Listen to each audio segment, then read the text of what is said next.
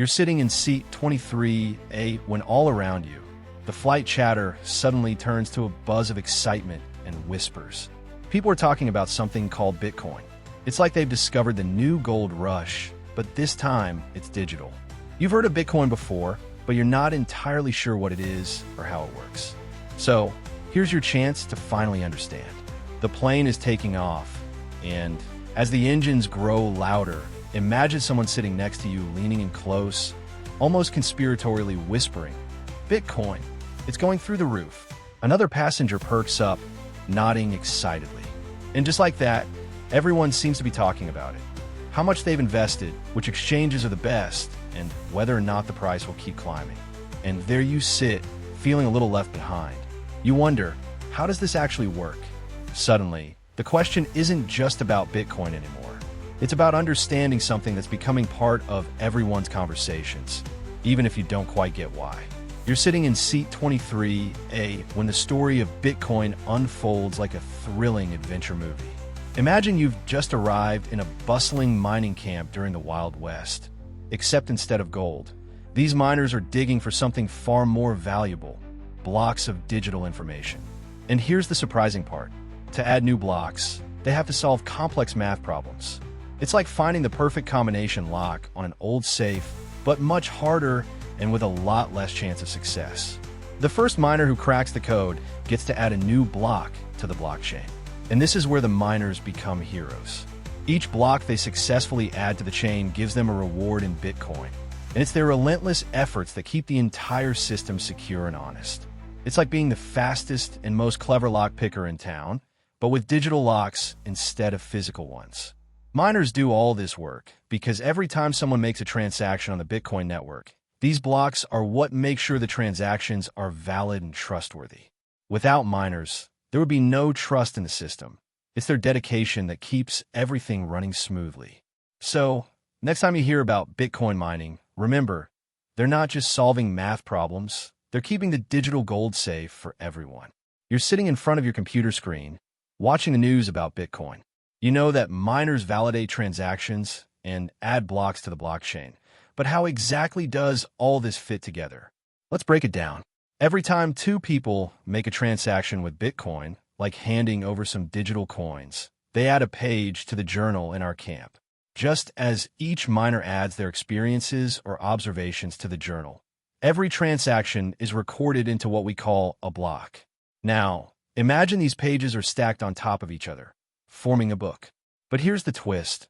Once a page or block gets added to the stack, it can't be changed without everyone noticing.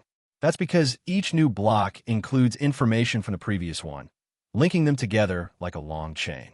Think of it this way. If you have a journal and want to add something to it, you start by writing on the next blank page. But imagine that after every page, you also leave a stamp or a signature indicating what was written on that particular page before. Now, if someone tries to change anything on an old page, the signatures won't match anymore, making it obvious that something has been tampered with. In the blockchain world, each block has its own unique stamp called a hash. This hash is generated by including information from the previous block's hash within itself. So, if you try to change anything in an old block, the entire chain will break because all subsequent blocks rely on that original information being correct. That's why we call it an immutable ledger. Once something gets written down, it stays there forever. And here's the surprising part. This is what makes Bitcoin so secure and resistant to tampering. The blockchain is like a giant library where every transaction page is time-stamped and linked together, making sure no one can go back and erase or alter history. Okay, so now that we've established how Bitcoin is stored on the blockchain as an immutable ledger, let's dive into how you actually use it, specifically how transactions work and what wallets are all about. Imagine you want to send a friend some gold coins. Traditionally, this would mean physically passing the coins from one hand to another. With Bitcoin, something similar happens, but in a digital world. Instead of physically handing over the coins, you use a digital wallet, like a secure envelope, that holds your Bitcoin keys.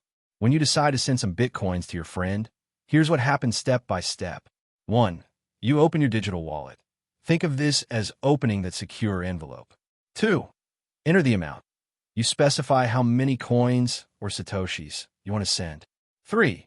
Enter your friend's address. It's like writing their postal address at the top of your envelope. 4. Sign the transaction. Here's the cool part.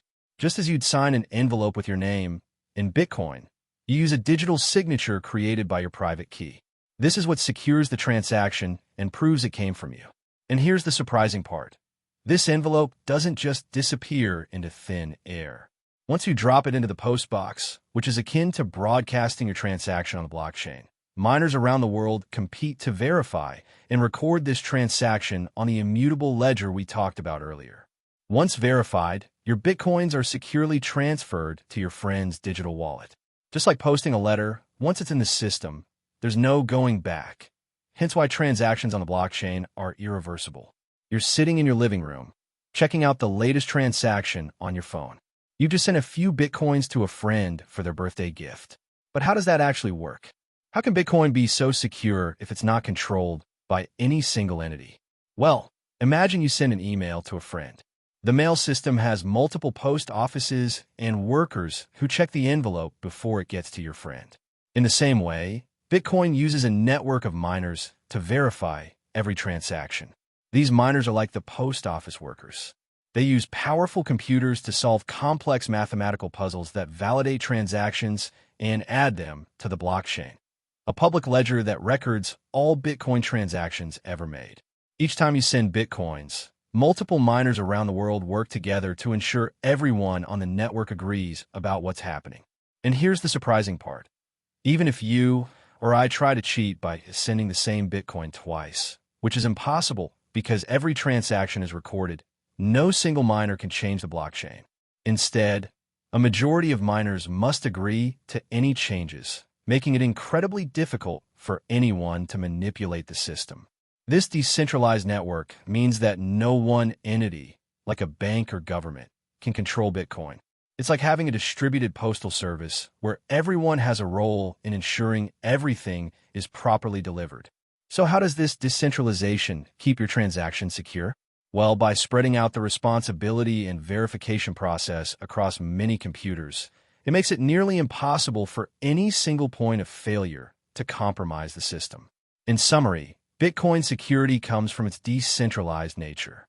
Just like you wouldn't send a letter without trusting the entire postal service, you can trust Bitcoin because every transaction is verified by multiple miners before getting added to the blockchain.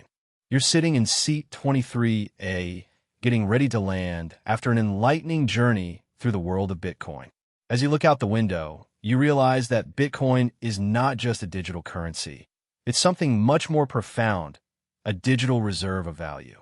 Imagine owning a limited edition collectible toy, say a rare action figure with only 21 million in existence worldwide. Each one is unique and scarce, making them valuable to collectors. Now, imagine if this toy could be transmitted digitally across the globe, verified by a network of trust instead of a single authority. That's what Bitcoin is like. In the world of traditional finance, central banks issue unlimited amounts of money. They can print as much as they want, which means that over time, each unit of currency becomes less valuable due to inflation. Your $100 bill from 10 years ago isn't worth quite as much today. But with Bitcoin, there's a fixed limit, 21 million coins total. This scarcity is what gives it its unique value. And here's the surprising part. Because these coins are secured by complex cryptography and validated through a decentralized network, they're practically immune to counterfeiting or double spending. It's like having a vault that can only be opened with a secret code known by many people, ensuring no one can cheat the system. This makes Bitcoin incredibly secure. So why does this matter? Well, in traditional banking systems, you might hold dollars because they're backed by the government's promise to honor them. But Bitcoin is different. It's held valuable not just because of government's word, but due to its own intrinsic properties, a limited supply, and unbreakable security measures. This digital reserve makes Bitcoin special. It acts as a store of value that can be transferred across borders without needing intermediaries like banks or governments. You can think of it like having a physical piggy bank in your pocket, but one that exists entirely digitally and is practically impossible to counterfeit.